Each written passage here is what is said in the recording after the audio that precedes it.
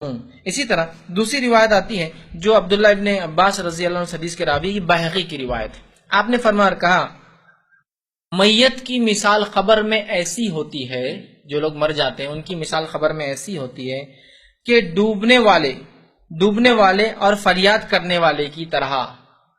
خبر میں انسان کی کیفیت ایسی ہوتی ہے جیسا ڈوبنے والا سامنے کھڑے ہوئے انسان کو فریاد کرتا ہے مجھے ڈوبنے سے بچاؤ. تو آپ فرماتے ہیں خبر میں میت کی مثال ایسی ہوتی ہے جیسے ڈوبنے والا فریاد کرتا ہے، فریادی اس طرح ہوتی ہے جو اپنے ماں باپ بھائی یا کسی دوست کی دعا کا منتظر رہتا ہے. مطلب جیسا ڈوبنے والا سامنے بچانے والے سے منتظر رہتا ہے کہ تم مجھے بچاؤ، اسی طرح ایک میت قبر میں منتظر ہوتی، انتظار کرتی ہے کہ اس کے ماں باپ اگر زندہ ہو تو، اس کے دوست، اس کے بھائی، اس کے دوست یا دوست سے مراد کوئی بھی رشتہ دار بھی اس میں انکلوڈ ہو جائیں گے. جب دوست کا درجہ آگے تو رشتہ دار ہے، وہ انتظار کرتا ہے، منتظر ہوتا ہے کہ کوئی اسے دعا دے دے، اس کے لیے دعا کرے، پہنچا دے. تو آپ منتظر رہتا ہے. جب اسے دعا پہنچتی ہے تو اسے دنیا کی ہر چیز سے زیادہ محبوب ہوتی ہے. اور جب اسے کوئی دعا دیتا ہے اللہ میرے دوست کی مغفرت کر، میرے چچا کی مغفرت کر، میرے ماموں کی مغفرت کر، میرے والدین کی مغفرت کر، میرے جو بھائی کی مغفرت کر، اللہ ان مسلمانوں کی مغفرت کر، اللہ ان شہداء کی، آپ جب بھی کرتے ہیں تو وہ انسان کو اتنی خوشی ہوتی ہے، یا اس کا معنی ہوتا ہے خوشی ہوں گی روز قیامت، چونکہ اب تو وہ عالم برزخ میں یا واللہ عالم، چونکہ غیب کا معاملہ ہے، اتنی خوشی ہوتی ہے جتنی خوشی دنیا میں کسی چیز کے پانے سے انسان کو نہیں ہوتی ہے. تو کیا ہم اپنے میت کے لیے دعا نہیں کریں گے؟ اور ایسا بہترین سسٹم کہیں سے بھی کیجیے، چاند پر بھی اگر جانے کا موقع ملے وہاں سے بھی کیجیے تو یہ پہنچ جاتا ہے. ورنہ یہ غلط فہمی، اب خبر کے پاس نہیں جاتے دعا کیسے کریں گے؟ کوئی ضرورت نہیں کسی کی خبر کے پاس جانا اور دعا کرنے کی، آپ کہیں سے بھی کیجیے.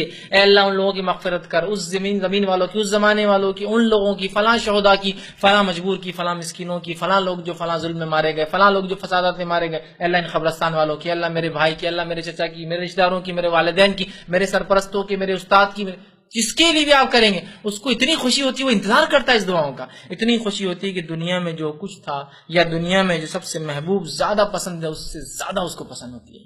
ٹھیک، آگے فرماتے بے شک اہل دنیا کی دعا سے اللہ تعالیٰ اہل قبور کو پہاڑوں کے برابر اجر ادا کرتا ہے. اہل دنیا کی مطلب جو دنیا میں لوگ زندہ ہے، ان زندہ کی دعا کی وجہ سے اللہ رب العزت قبر میں دفین لوگوں کو پہاڑوں کے بڑے بڑے برابر اجر دیتا ہے. تو کیا یہ اجر نہیں پہنچائیں گے؟ کوئی دوسرے پہنچانے کے چکر میں لگے ہیں، یہ جو پہنچتا ہے یہ پہنچ رہا ہے. تو پہاڑوں کے برابر اجر اللہ سبحانہ تعالیٰ ان کو پہنچاتا ہے. مردوں کے لیے زندوں کا بہترین تحفہ ان کے لیے استغفار ہے. مردوں کے لیے سب سے بہترین گفٹ جو آپ دے سکتے ہیں تحفہ، وہ ان کے لیے استغفار کا معنی کیا ہوتا ہے؟ ان کے لیے دعا کرے اللہ ان کے گناہوں کو معاف کر، ان کے درجوں کو بلند کر، انہیں جنت میں اعلیٰ مقام دے. اسے کہتے ہیں استغفار. تو سب سے بہترین گفٹ جو میت کو آپ دے سکتے اور جو میں دے سکتا ہوں زندہ ہونے کے ناطے، وہ کیا ہے؟ دعائے مغفرت. یہ کہاں ہو رہی ہے ہم سے؟ یہ سب ملتا ہے، جو نہیں ملتا اس کے چکر میں لگے ہم. چیئیں اور چنے اور کھجور اور قرآن اور کیا کیا ہم کر رہے ہیں، یہ جو ملتا ہے. یہاں کہیں اب تک آیا قرآن پڑھ دے تو مل جاتا ہے، 2 رکعت نفل پڑھ دے تو مل جاتا ہے؟ آئے جب تک یہ بدنی عبادتیں نہیں ملتی. کچھ ملتی ہے، آ رہا ہے تذکرہ اس کا، بس ختمے بہ چکی، اور تھوڑی باتیں ہیں جو ملتا ہے، اس کے بعد ختم ہو جائیں گی. یہ ملتا ہے، اس کے علاوہ نہیں ملتا. اس کا مطلب یہ جب بتا دیا مطلب یہ ملتا ہے، اس کے علاوہ نہیں ملتا ہے. آگے آئیے. ابو